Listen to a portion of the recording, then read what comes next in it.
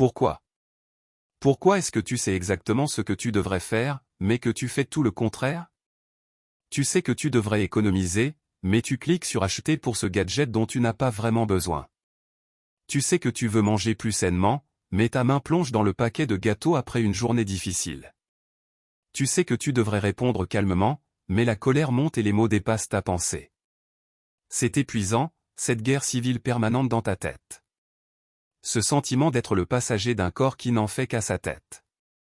Tu te couches le soir, plein de culpabilité, en te disant demain, je serai plus discipliné, mais le lendemain, le même scénario se répète.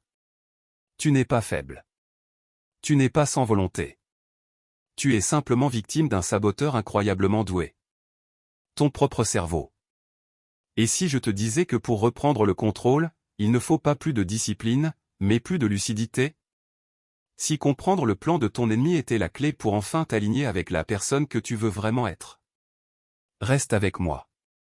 Car à la fin de cette vidéo, tu ne seras plus la marionnette de tes impulsions. Tu auras les clés pour identifier en temps réel les 3 plus grands pièges que ton cerveau te tend au quotidien, et tu repartiras avec une technique simple pour chaque piège afin de reprendre le volant de ta vie. Ok, c'est l'heure de passer derrière le rideau et de comprendre le tour de magie. Ton cerveau n'est pas ton ennemi, il essaie juste de te protéger avec un logiciel qui date de la préhistoire. Voyons ensemble les 3 mises à jour que tu dois faire. Piège numéro 1, la sirène du tout de suite. C'est cette force irrésistible qui te fait préférer un petit plaisir immédiat à une grande récompense future. Pour ton cerveau primitif, le futur n'existait pas. Il n'y avait que la survie, ici et maintenant. Une baie sucrée aujourd'hui valait mieux qu'une chasse potentiellement réussie la semaine prochaine. Le tout de suite était une question de vie ou de mort. Aujourd'hui, cette sirène chante pour un cookie, un achat en ligne ou une vidéo de plus sur TikTok. Tu as l'objectif de te lever tôt demain pour faire du sport. Il est 23 heures. Ton cerveau rationnel dit « va dormir ». Mais la sirène du tout de suite murmure « allez, juste un épisode de plus ». Le plaisir, c'est maintenant. Et tu sais très bien qui gagne la plupart du temps. La prochaine fois que la sirène chante, ne dis pas non. Dis pas maintenant. Fais un pacte avec toi-même, ok, j'ai le droit de manger ce gâteau ou d'acheter cet objet et de procrastiner, mais je vais attendre juste 10 minutes. Pendant ces 10 minutes, tu fais autre chose. Tu vas boire un verre d'eau, tu marches un peu. Le but? Créer un espace entre l'impulsion et l'action. Très souvent, après 10 minutes, l'urgence émotionnelle est retombée et ton cerveau rationnel a eu le temps de revenir au volant. Piège numéro 2, le dictateur émotionnel.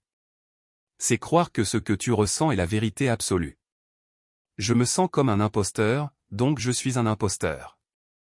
Je me sens en colère, donc on m'a manqué de respect. Dans la savane, si tu ressentais de la peur, c'est qu'il y avait un lion. Le sentiment était le signal de la réalité. Il n'y avait pas le temps de se demander, est-ce que cette peur est rationnelle? Sentir, c'était réagir pour survivre. Aujourd'hui, ton chef te fait une critique constructive, tu te sens attaqué, et ton cerveau déclenche la même alarme que face à un prédateur. Tu reçois un email très court de ton patron. On se voit à 14 heures dans mon bureau. Immédiatement, tu ressens une boule d'anxiété. Le dictateur émotionnel prend le micro et crie, c'est fini. Tu vas être viré. La réalité, c'est peut-être juste pour discuter d'un nouveau projet. Mais ton émotion a déjà écrit tout le scénario catastrophe. Quand tu sens une émotion forte prendre le dessus, arrête-toi et nomme-la à voix haute ou dans ta tête. Mais fais-le d'une façon précise, je remarque que je ressens de l'anxiété au lieu de je suis anxieux. Cette simple nuance change tout. Tu n'es plus fusionné avec l'émotion, tu deviens l'observateur de l'émotion. Ça crée une distance qui t'empêche d'obéir aveuglément au dictateur. Tu peux ensuite te demander, ok, je ressens ça. Mais quels sont les faits objectifs? Piège numéro 3, l'avocat du diable intérieur. C'est la petite voix qui justifie tes pires décisions après que tu les aies prises, pour que tu te sentes mieux. C'est le maître de l'auto-sabotage. Il défend tes craquages. Ton cerveau déteste le conflit interne, la dissonance cognitive. Si tu as une valeur, je veux être en forme, mais que ton action la contredit, j'ai mangé tout le paquet de biscuits, ça crée une tension insupportable. Pour la résoudre, l'avocat du diable intervient et change l'histoire, tu as eu une journée horrible, tu le méritais, de toute façon, un régime, c'est trop restrictif, on ne vit qu'une fois. Il protège ton ego, mais sabote tes objectifs. Tu viens de dépenser 150 € dans des chaussures alors que ton budget est serré. La culpabilité monte. Et là, l'avocat du diable se met au travail, c'était une promotion unique, ne pas les acheter aurait été une perte d'argent, avoir de belles chaussures va me motiver à sortir plus, je ferai des économies ailleurs ce mois-ci. Il te vend une histoire parfaitement logique pour justifier un acte impulsif. La prochaine fois que tu entends cette voix te fournir une excuse en or, ne l'ignore pas, mets-la au tribunal. Pose-lui une seule question, la plus importante de toutes, est-ce que cette histoire me rapproche ou m'éloigne de la personne que je veux devenir? Cette question coupe court à toutes les justifications. Manger le paquet de biscuits te rapproche-t-il de la personne en forme et pleine d'énergie que tu veux être? Non. Cet achat impulsif te rapproche-t-il de la personne financièrement sereine que tu veux être? Non. L'avocat du diable déteste cette question, car elle expose son mensonge en pleine lumière. La sirène du tout de suite, le dictateur émotionnel, l'avocat du diable intérieur. Ces pièges ne sont pas des preuves de ta faiblesse.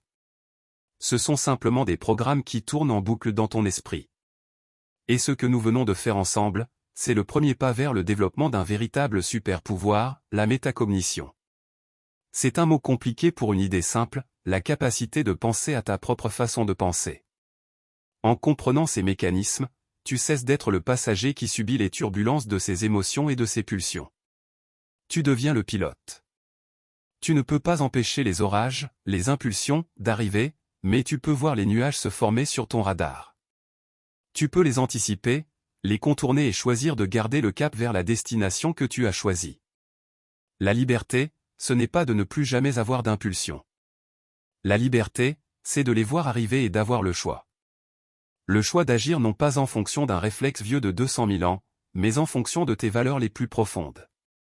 Si cette vidéo t'a apporté de la clarté, un petit pouce bleu est la meilleure façon de me le dire et ça aide YouTube à la montrer à d'autres personnes qui se sentent peut-être, en ce moment même, manipulées par leur propre cerveau. Merci de ton attention, et n'oublie pas, tu es aux commandes.